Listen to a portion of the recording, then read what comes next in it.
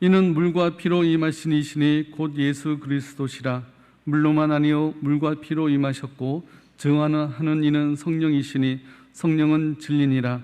증언하는 이가 셋이니 성령과 물과 피라. 또한 이 셋은 합하여 하나이니라. 만일 우리가 사람들의 증언을 받을진대 하나님의 증거는 더욱 크도다. 하나님의 증거는 이것이니 그의 아들에 대하여 증언하신 것이니라. 하나님의 아들을 믿는 자는 자기 안에 증거가 있고 하나님을 믿지 아니하는 자는 하나님을 거짓말하는 자로 만드나니 이는 하나님께서 그 아들에 대하여 증언하신 증거를 믿지 아니하였습니다. 또 증거는 이것이니 하나님이 우리에게 영생을 주신 것과 이 생명이 그의 아들 안에 있는 그것이니라. 아들이 있는 자에게는 생명이 있고 하나님의 아들이 없는 자에게는 생명이 없느니라. 내가 하나님의 아들의 이름을 믿는 너희에게 이것을 쓰는 것은 너희로 하여금 너희에게 영생이 있음을 알게 하려 함이라. 아멘. 아직 겨울이던 지난 2월 23일 코로나19로 처음 온라인 예배를 드린 때가 엊그제 같은데 벌써 9월 아침 저녁으로 선선한 초가을로 계절이 바뀌었습니다. 불안해하고 긴장해하면서 하는 사이에 한 해의 3분의 2가 지난 거죠. 8개월 하면 꽤 긴 것 같은데 우리가 일주일 7일의 이런 사이클로 살지 않습니까? 그러다 보니까 8개월이 무척 빠르게 지나간 것 같습니다. 제 경우에는 주일 설교를 한 30여 번 정도만 하면 8개월이 지나가거든요. 근데 이 주일 설교가 얼마나 빨리 돌아오는지 몰라요. 오늘 주일 설교가 끝나면 다음 주일까지 7일의 여유가 있어서 그래도 좀 마음의 여유가 있는 것 같은데 근데 실제로는 그리 여유롭지 않습니다. 월요일 새벽 기도를 마치고 부모님 댁에 다녀오거나 그렇지 않은 날은 하루 종일 집에서 푹 쉽니다. 그리고 화요일 새벽 기도 후에 아내와 함께 이제 봉제산에 1시간 정도 다녀옵니다.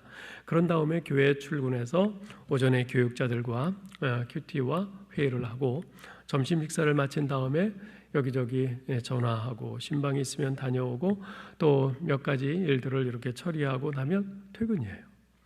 그러면 다음 날은 수요일부터 토요일까지도 패턴은 화요일과 비슷합니다. 그런데 일단 수요일이 되면 그때부터는 시간이 굉장히 빨리 흘러가요. 교우들에게 전화하고 신방하고 상담하고 손님 만나고 그러면서 설교 준비를 하다 보면 어느덧 주일이 코앞입니다. 이러한 일주일 사이클의 무한 반복이기에 어떤 때는 별 생각 없이 관성에 의해서 움직일 때가 종종 있습니다. 그렇게 별 생각이 없이 관성에 의해서 일주일을 4번 보내면 벌써 한 달이 지나요. 그러면 벌써 2월이네, 벌써 3월이네 그럽니다. 그렇게 3번만 하면 어느덧 계절이 바뀝니다. 그러면 봄이 됐네, 벌써 여름이야 그럽니다. 그리고 그렇게 몇 번 지나면 한 해가 가버리는 거죠. 그러면 아쉬움 가득 묻어나는 목소리로 벌써 2020년이 다 지나갔네 하면서 한숨을 내쉬게 됩니다. 그렇지 않습니까? 여러분의 지난 8개월은 어떠셨어요?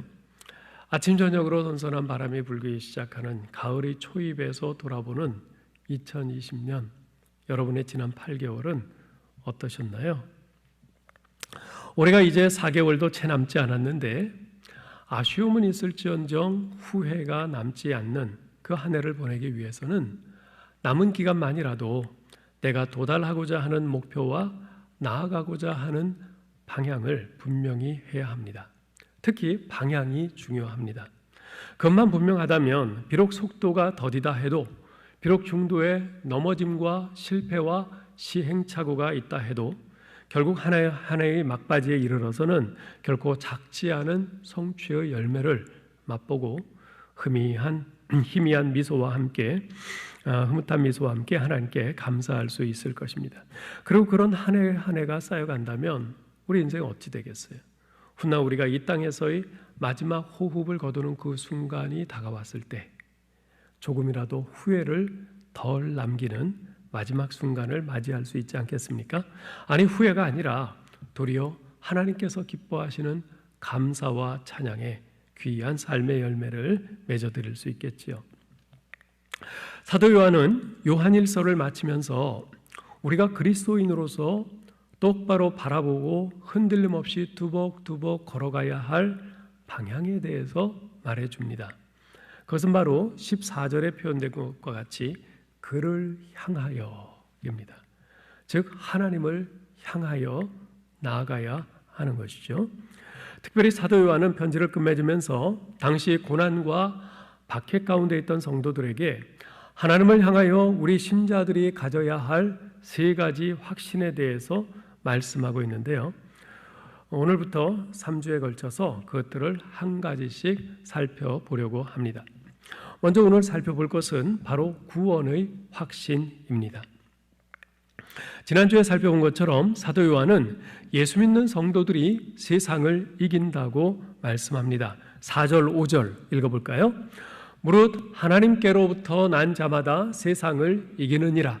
세상을 이기는 승리는 이것이니 우리의 믿음이니라. 예수께서 하나님의 아들이심을 믿는 자가 아니면 세상을 이기는 자가 누구냐?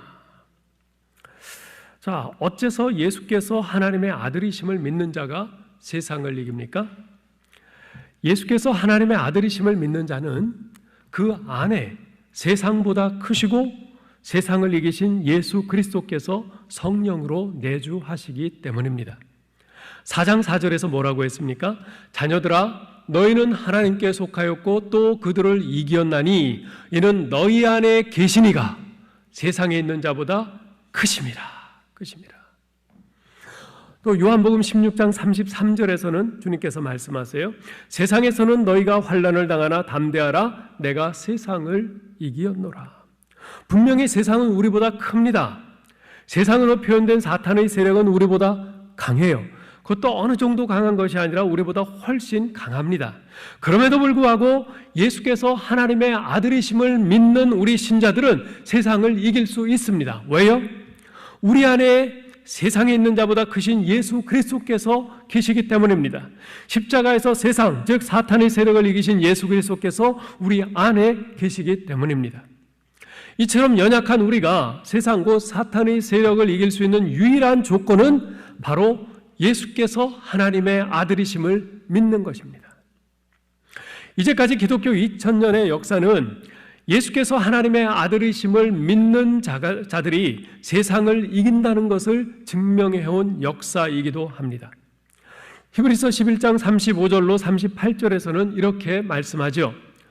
또 어떤 이들은 더 좋은 부활을 얻고자 하여 심한 고문을 받되 구차히 풀려나기를 원하지 아니하였으며 또 어떤 이들은 조롱과 채찍질 뿐 아니라 결박과 옥에 갇히는 시련도 받았으며 돌로 치는 것과 톱으로 켜는 것과 시험과 칼로 죽임을 당하고 양과 염소의 가죽을 입고 유리하여 궁핍과 환난과 학대를 받았으니 이런 사람은 세상이 감당하지 못하느니라. 그들이 광야와 산과 동굴과 토굴에 유리하였느니라. 예수님이 하나님의 아들이심을 믿는 믿음 때문에 고난을 당한 성도들에 대한 증언입니다.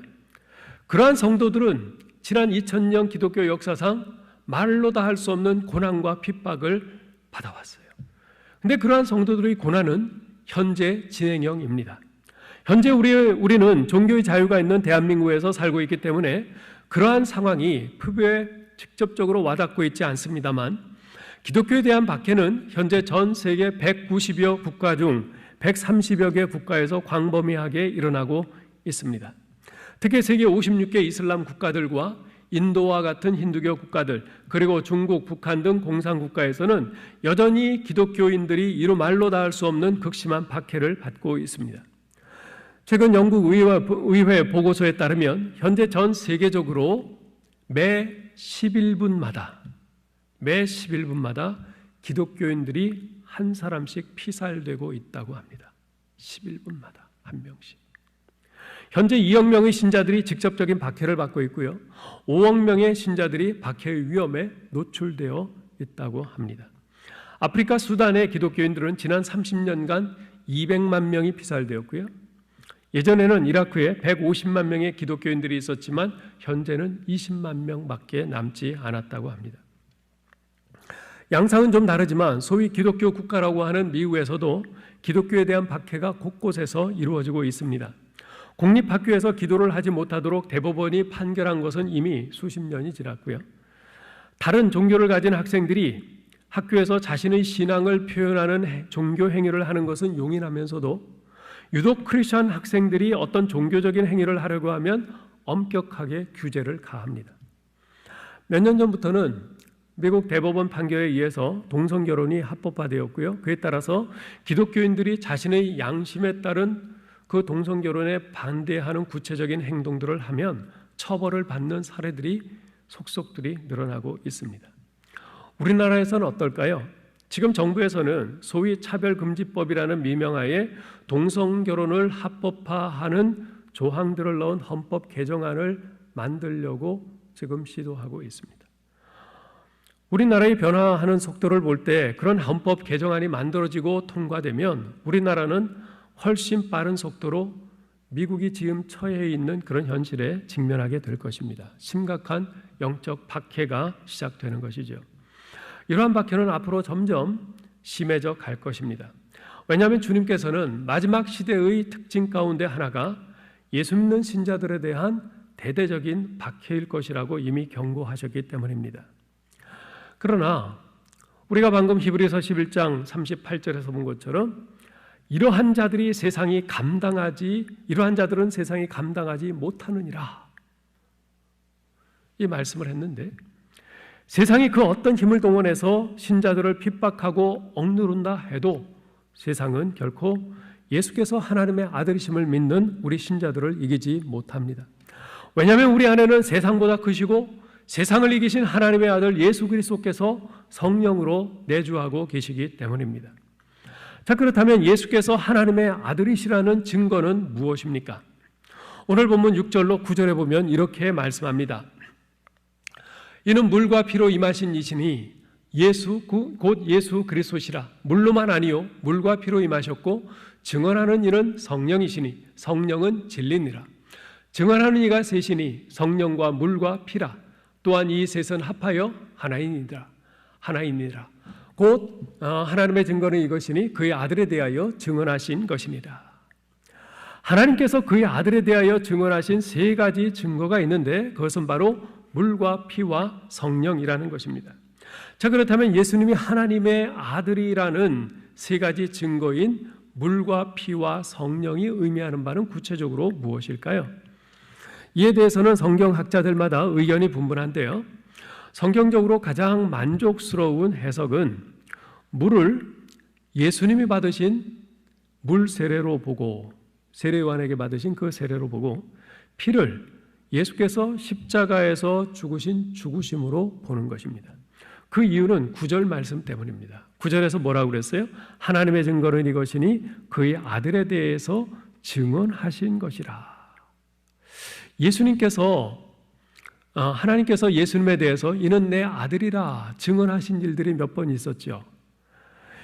하나님께서는 예수님께서 세례요한에게 세례를 받으실 때 그리고 예수께서 십자가에 달려 죽으실 때 예수님이 하나님 당신의 아들이심을 증언하셨습니다.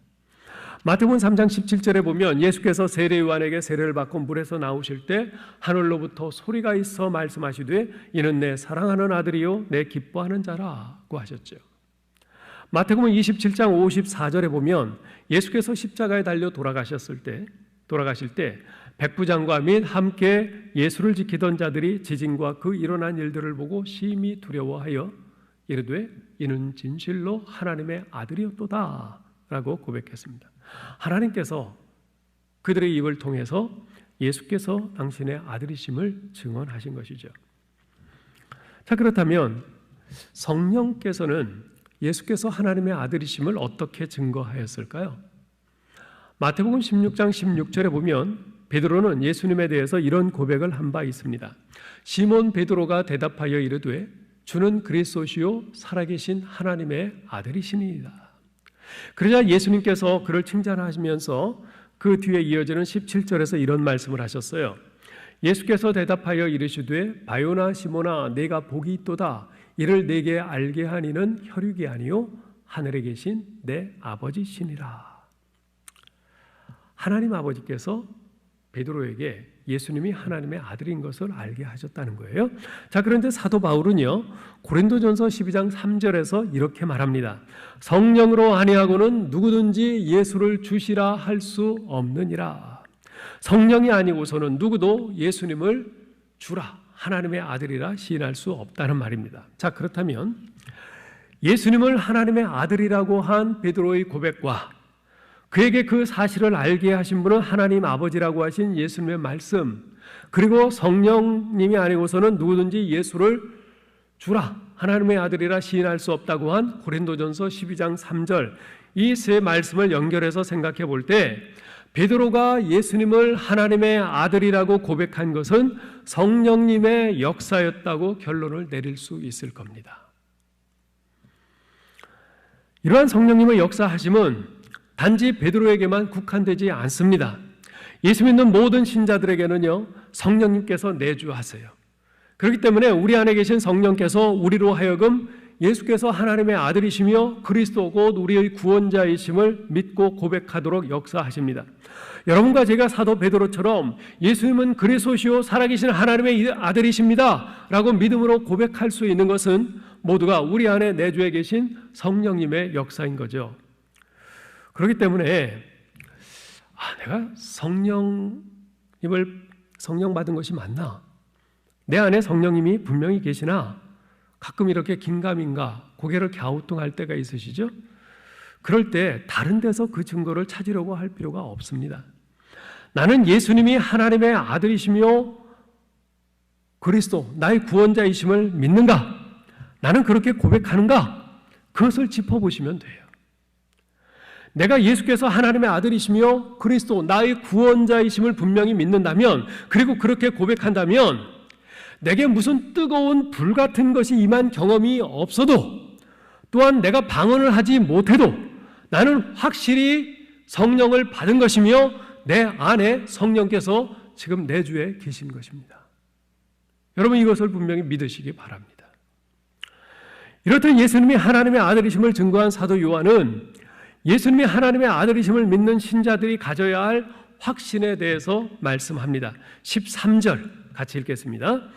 내가 하나님의 아들의 이름을 믿는 너희에게 이것을 쓰는 것은 너희로 하여금 너희에게 영생이 있음을 알게 하려 함이라. 여러분, 사도 요한이 이 서신을 쓰는 이유가 뭐라고요? 예수께서 하나님의 아들이시며 그리스도 나의 구원자이심을 믿는 우리에게 영생이 있음을 알게 하기 위해서라고 이 서신을 쓴다는 것이에요. 즉 예수 믿는 우리에게 구원의 확신을 주기 위해서, 그것이 요한일서를 쓴 이유이자 목적인 것입니다. 그러면 도대체 이 구원의 확신이 얼마나 중요한 것이기에 사도 요한이 이렇게 장문의 편지까지 써서 보낸 것일까요? 청교도 목사인 토마스 브룩스 목사님은 이에 대해서 말하기를 기초가 든든한 확신은 지상에 있는 천국이다 라고 했어요. 기초가 든든한 확신은 지상에 있는 천국이다. 무슨 말이냐 하면 구원의 확신을 가진 사람은 이 땅에서도 천국을 산다는 것입니다. 어떠한 고난과 역경과 슬픔에도 무너지지 않고 오히려 그 속에서도 천국의 소망과 기쁨과 평화를 맛보며 넉넉히 감당해 나갈 수 있다는 것이죠. 그러니 구원의 확신이 얼마나 중요합니까? 자, 그렇다면 이렇게 중요한 구원의 확신을 어떻게 가질 수 있을까요? 북미 자유개혁주의 교회의 목사인 코넬리우스 프롱크 목사님이란 분이 있는데, 이분은 No other foundation than Jesus Christ, 예수 그리스도밖에는 그 어떤 기초도 없다, 이런 책을 썼는데, 이 책에서 구원의 확신을 다음과 같은 3단 논법으로 제시합니다. 첫째, 누구든지 예수를 믿으면 영생을 얻는다. 둘째, 나는 그리스도를 믿는다. 셋째, 그러므로 나는 영생을 얻었다. 전형적인 3단 논법이죠. 자, 이 가운데 첫 번째, 1번에 대해서는 성경이 많은 곳에서 말씀하고 있기 때문에 별다른 이의가 없을 것입니다. 예를 들면 요한복음 1장 12절에서 뭐라고 그래요? 예수 그리스도를 영접하는 자, 곧 그 이름을 믿는 자들에게는 하나님의 자녀가 되는 권세를 주셨다고 말합니다. 또 우리가 잘 아는 요한복음 3장 16절에서는 하나님이 세상을 이처럼 사랑하사 독생자를 주셨으니 이는 그를 믿는 자마다 멸망하지 않고 영생을 얻게 하려 하심이라 고 선언합니다. 오늘 본문 12절에서도 분명히 말씀하고 있어요. 12절을 읽어볼까요? 아들이 있는 자에게는 생명이 있고 하나님의 아들이 없는 자에게는 생명이 없느니라. 여기서 말씀하는 생명은 곧 영생입니다. 자, 이처럼 누구든지 그리스도를 믿으면 영생을 얻는다. 이 명제에 대해서는 너무나 분명해요. 이해가 없어요. 그런데 문제는 두 번째 명제예요. 나는 그리스도를 믿는다라는 이 명제가 문제입니다. 왜냐하면 3번 그러므로 나는 영생을 얻었다라고 하는 이 결론은 전적으로 2번에 달려있기 때문입니다. 2번이 안 되면 당연히 3번도 안 되는 겁니다. 완전 자동이죠. 따라서 2번이 관건인데 사실 나는 그리스도를 믿는다라고 말할 때 이 말은 상당히 주관적입니다. 또한 그 말이 사실인지 아닌지 확인하는 것은 상당히 힘들어요. 그렇지 않습니까? 비록 제가 목사이지만 누군가가 제게 와서 진지한 표정으로 목사님 저는 예수 그리스도를 분명히 믿습니다 라고 말한다면 제가 그 말의 진위를 확인하는 것은 거의 불가능합니다. 그래서 세례문답할 때요, 당신은 예수님을 당신의 구원자로 믿으십니까? 라고 꼭 물어보는데 그때 문답받는 사람이 네 믿습니다 라고 대답하면 저희는 그 말을 그대로 인정하고 받을 수밖에 없어요. 하나님이 아닌 이상 그분의 대답의 진위를 확인할 도리가 없기 때문에 그렇습니다. 이렇게 확인하기 어려운 일이지만 코넬리우스 프랑크 목사님은 이것을 확인할 수 있다고 그래요. 은혜의 증거들과 자기 평가를 통해서 거의 확인할 수 있다고 말합니다. 은혜의 증거들과 자기 평가를 통해서. 분명히 구원받은 사람들은 구원의 은혜를 받은 증거들이 나타난다는 거예요. 그리고 다른 사람은 몰라도 자기 자신은 스스로 그러한 평가를 해볼 수 있다는 거예요. 그리고 확인할 수 있다는 거예요. 오늘 본문 10절에서 사도 요한도 이렇게 말합니다. 10절 읽어보죠. 하나님의 아들을 믿는 자는 자기 안에 증거가 있고 하나님을 믿지 아니하는 자는 하나님을 거짓말하는 자로 만들하니 이는 하나님께서 그 아들에 대하여 증언하신 증거를 믿지 아니하였습니다. 하나님의 아들을 믿는 자는 자기 안에 증거가 있다. 진실로 예수 그리스도를 믿는 사람에게는 그 안에 분명한 증거가 있다는 것입니다. 확인할 수 있는 증거가 있다는 거예요. 그렇다면 그 증거란 무엇입니까? 사도 요한은 11절에서 이렇게 말합니다. 11절 읽어보죠. 또 증거는 이것이니 하나님이 우리에게 영생을 주신 것과 이 생명이 그의 아들 안에 있는 그것이니라. 하나님이 우리에게 영생을 주셨다는 거예요. 이것이 증거라는 거예요. 하나님이 우리에게 영생을 주셨다는 이 말씀은요, 우리에게 영생의 씨앗을 주셨다는 말씀으로 이해하면 좀 더 이해가 쉬울 것입니다. 영생의 씨앗을 주셨다. 지난주에 예수 믿는 사람에게는 하나님의 성품인 사랑의 씨앗이 심겨져 있다고 말씀드렸는데요. 이것도 똑같은 것입니다. 예수 믿는 사람에게는요, 영생의 씨앗이 심겨져 있어요. 씨앗의 특징이 뭡니까? 자란다는 것이죠. 씨앗은 자라요. 자라면서 줄기를 뽑고 가지를 내고 잎을 냅니다. 열매가 열립니다. 지금 무언가 가시적인 성과가 나타난다는 것이지요. 이 영생의 씨앗도 마찬가지입니다. 내 안에 영생의 씨앗이 심겨져 있으면 무언가 가시적인 성과들, 즉 영생의 특징들이 분명히 나타나게 되어 있는 것입니다. 그 대표적인 것이 바로 예수님께서 산상수훈에서 말씀하신 팔복입니다. 나는 심령이 가난한가? 나는 애통하는 자인가? 나는 온유한가? 나는 긍휼히 여기는 자인가? 나는 마음의 청결함을 추구하는가? 나는 화평하게 하는 자인가? 나는 의를 위하여 박해받는 것을 거리끼지 않는가? 이런 것들이 영생의 씨가 그 안에 심겨진 사람들에게서 나타나는 특성이라는 것이에요. 물론 우리는 아직 많이 부족하죠. 비록 아직은 부족함이 많다 해도, 그러나 내가 이런 방향으로 나아가고 있다면 내 안에는 분명히 영생의 씨앗이 심겨져 있는 것입니다. 왜냐하면 예수님이 말씀하신 이러한 팔복은 예수 믿고 영생을 소유한 천국 백성에게 주어진 복이기 때문에 그렇습니다. 또한 지난 시간에 살펴본 5장 1절에서는 이런 말씀을 해요. 같이 읽어볼까요? 예수께서 그리스도이심을 믿는 자마다 하나님께로부터 난 자니 또한 낳으신 이를 사랑하는 자마다 그에게서 난 자를 사랑하느니라.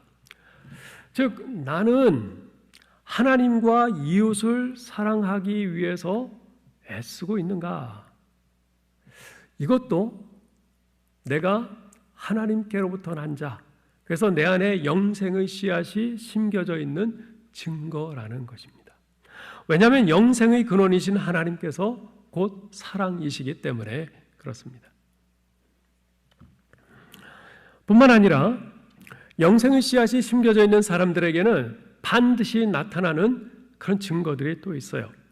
여러분, 앞에서 살펴본 7절로 9절을 다시 한번 보겠습니다. 같이 읽죠.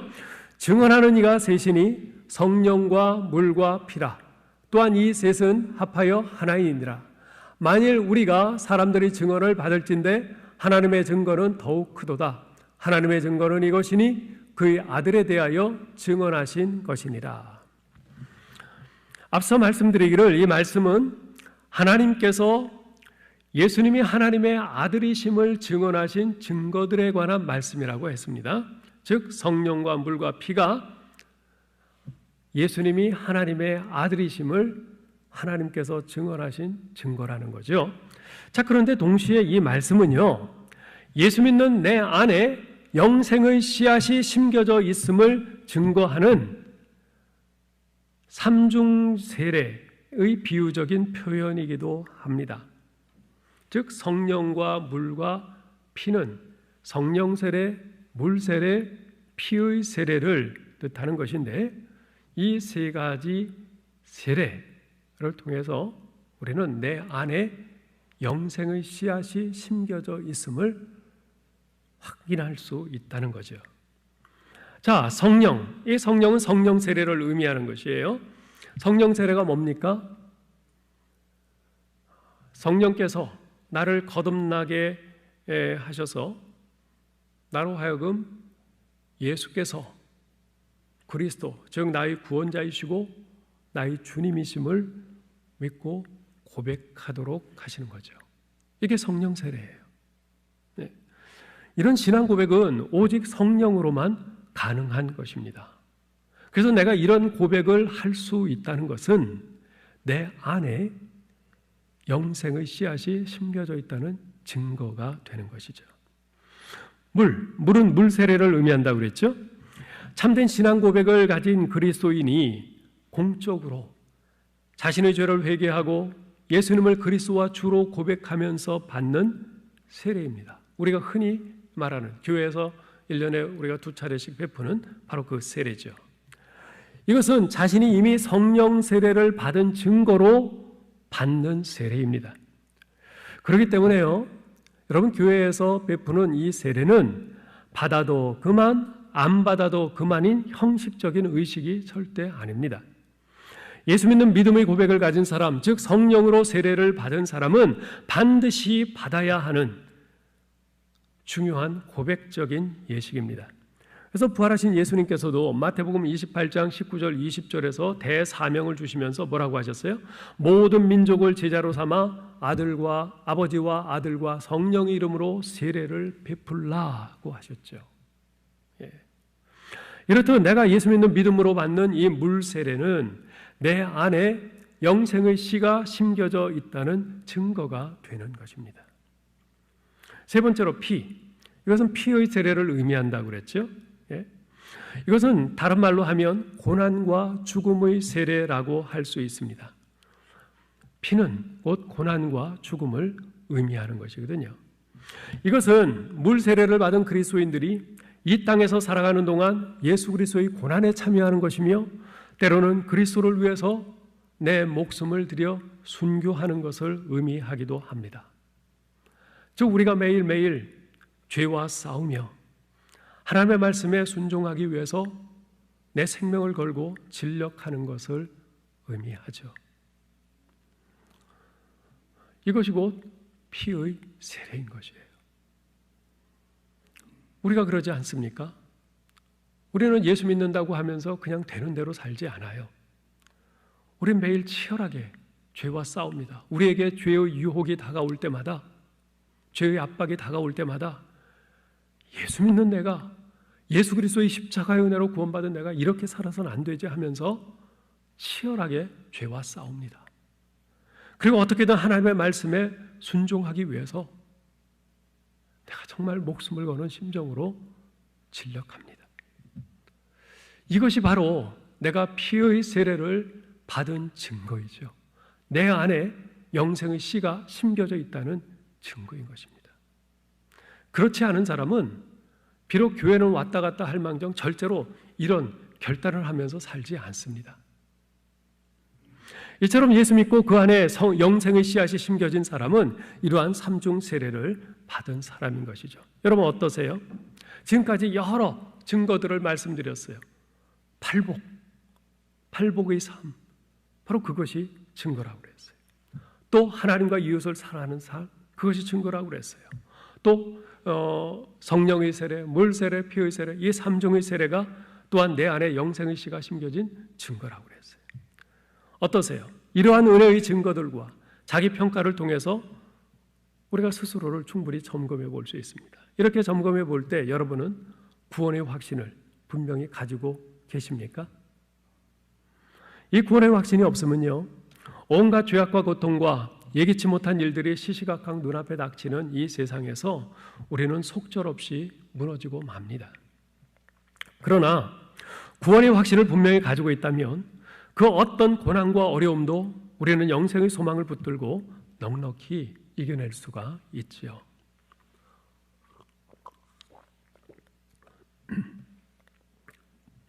전에 한번 말씀드린 적이 있는 것 같은데 오늘 말씀의 내용에 꼭 맞는 예화라서 다시 한번 말씀드리려고 합니다. 우리나라에 온 선교사 가운데 폴 코레인이라는 선교사님이 있었어요. 이분이 안식년이 돼서 미국에 돌아가 계시는 동안에 어느 교회를 맡아서 1년간 목회를 하게 되었습니다. 그런데 이 선교사님은 그 과정에서 평생 떠올리고 싶지 않은 그런 일을 경험을 했어요.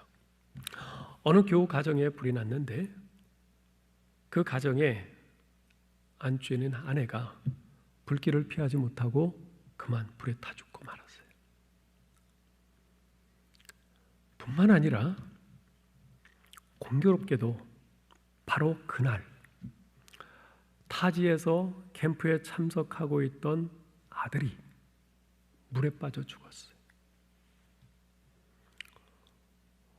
엄마는 불에 타 죽고 바로 그날 아들은 물에 빠져 죽는 정말 사실과도 같지 않은 너무나도 기가 막힌 일이 일어난 거죠.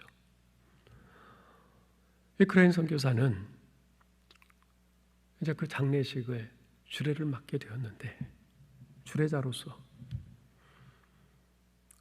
아내를 잃고 또 동시에 아들을 잃은 그 상주를 어떻게 위로해야 될지, 그리고 조문객들에게 뭐라고 설교해야 될지 그냥 막막한 거예요. 한번 생각해 보세요. 여러분, 미국에서는 장례를 치를 때요, 앞에 관을 두고 장례를 치릅니다. 장례식에 그 관 뚜껑을 열고 그 안에 죽은 시신을 놓아두고서 모든 사람이 그 시신을 볼 수 있게 하고 장례를 치러요. 그래서 그 장례식 이름을 뷰잉 서비스라고 합니다. 뷰잉, 본다는 거죠. 그 시신을 모두 다 볼 수 있게 그렇게 하는 장례식이에요. 자, 한번 생각해 보세요. 바로 앞에 한쪽에는 불에 타 죽은 아내의 시체가 누워 있어요. 그 옆에는 물에 빠져 죽은 아내의 시체가 놓여 있어요. 이게 얼마나 기가 막힌 상황입니까?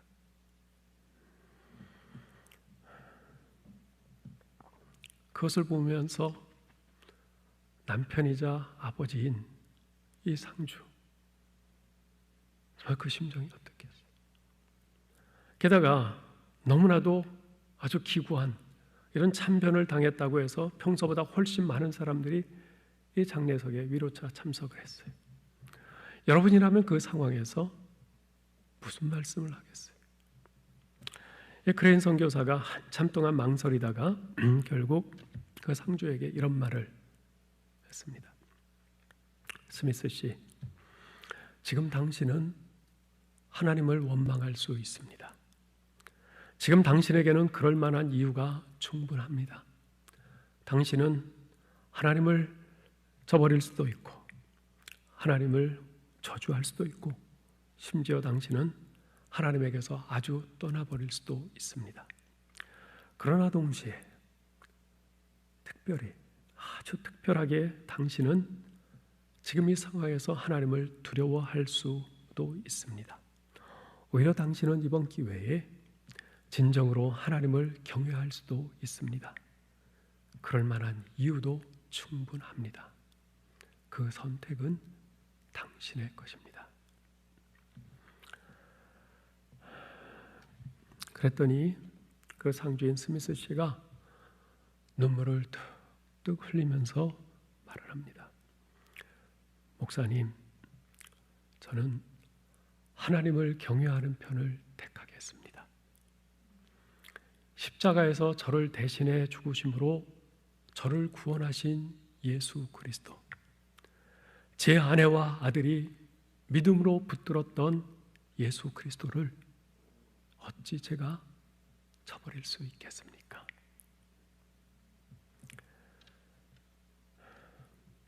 여러분, 스미스 씨가 그토록 엄청난 일을 당한 그가 그런 고백을 할 수 있는 근거가 무엇입니까?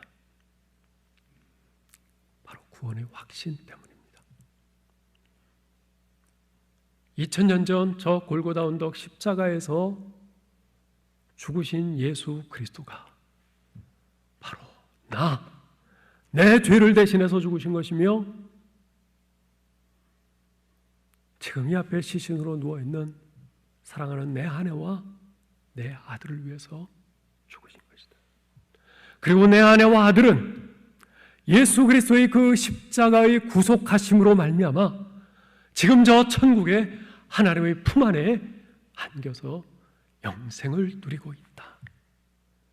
바로 이 구원의 확신 때문에 그가 그 엄청난 고통 속에서도 그 고백을 하며 견딜 수 있었던 것입니다.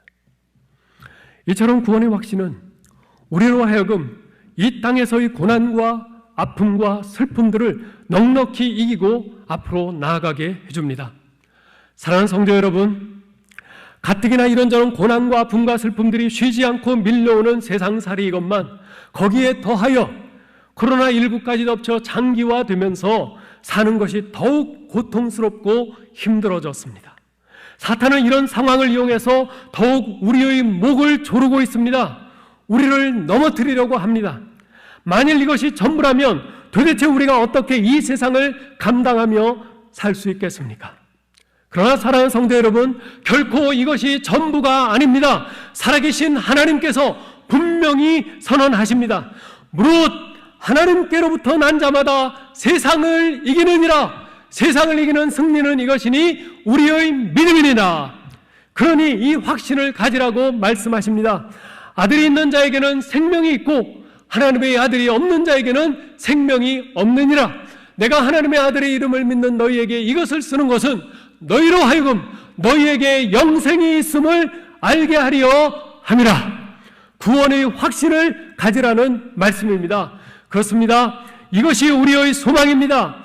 이 악한 세상, 고통과 슬픔과 아픔으로 가득한 이 세상, 사방이 절망으로 가득한 이 세상에서 우리가 포기하지 않고 소망의 끈을 붙잡고 견디며 살아갈 수 있는 것은 바로 우리에게 있는 구원의 확신 때문입니다. 우리를 사랑하신 하나님 아버지께서 결코 어떤 상황 속에서도 우리를 놓지 않으실 것이며, 날 대신하여 십자가에서 생명 내어주신 예수 그리스도께서 지금도 하나님 우편에서 우리를 위한 중보를 결코 멈추지 않으실 것이며, 우리 안에 내주에 계신 성령님께서 끊임없이 우리를 위로하시고 격려하시고 도우시고 보호하셔서 결국 우리를 주님의 나라에 도달하도록 인도하실 것입니다. 여러분, 이것을 믿으시기 바랍니다. 이 확신을 분명히 가지시기 바랍니다. 이 구원의 확신을 붙잡으시기 바랍니다. 여러분, 이 구원의 확신을 분명히 가지고 계십니까? 기도하시겠습니다. 사랑하시는 하나님 아버지, 은혜를 감사하고 또 감사합니다. 우리의 목을 조르고 어깨를 무겁게 짓누르는 세상살이입니다. 코로나19 상황으로 인해서 더더욱 힘겹게만 느껴지는 세상살이입니다. 쓰러지고 포기하고 절망해도 하나 이상할 것 없는 그런 상황에 우리가 살고 있는데, 이러한 우리에게 오늘 이 말씀을 통해서 다시 한번 이 상황들을 넉넉히 감당하고 견디고 극복하고 이길 수 있도록 힘과 소망을 주심을 감사합니다. 하나님, 우리는 한없이 약한 자들이지만 이러한 상황을 핑계 삼아서 우리를 넘어뜨리고 부서뜨리려는 사탄의 그 힘과 사탄의 도전은 너무나도 거세고 강하지만, 그러나 연약한 우리가 이러한 사탄의 괴계와 이 세상을 능히 이길 수 있음은 하나님께서 우리에게 주시는 이 구원의 확신 때문인 줄 믿습니다. 아버지 하나님, 우리가 이 구원의 확신을 가질 수 있는 여러 가지 증거들을 오늘 분명히 우리에게 말씀해 주셨습니다. 하나님, 이 구원의 확신의 이 증거들을 가지고 하나님께서 나를 이렇게 사랑하시고 예수 그리스도께서 날 위해 십자가에서 죽으셨으며, 이것이 확실함을, 내가 구원받은 것이 확실함을 성령께서 계속해서 우리에게 확인시켜 주고 계시니, 이 구원의 확신을 가지고 오늘도 넉넉히 이 모든 사탄의 괴계를 파하며 그 모든 시험들을 이기며 감당하며 견디며 극복할 수 있도록 도와주시옵소서. 하나님 아버지, 코로나19로 인해서 더더욱 힘겨운 하루하루입니다. 그러나 이 세상이 우리를 감당하기 어렵도록 짓누르는 것만큼, 아니 그 이상으로 성령님께서 우리를 도우시고 이 구원의 확신을 더욱더 분명히 하셔서 우리가 이겨나갈 수 있도록 도우시니 감사합니다. 그 은혜로 오늘도 우리가 이렇게 주님 앞에 서서 예배를 드릴 수 있게 되었으니 또 감사합니다. 하나님, 내일부터 시작될 또 한 주간도 하나님께서 성령으로 우리를 이와 같이 도우시고 함께 하시면서 힘과 능력과 위로와 소망과 이 확신을 더해 주실 줄 믿습니다. 하나님, 이 구원의 확신을 가지고 우리가 승리하며 나아가고 더욱더 구원의 귀한 열매를 맺는 저희들 될 수 있도록 도와주시옵소서. 우리 주 예수 그리스도의 이름으로 기도하옵나이다. 아멘.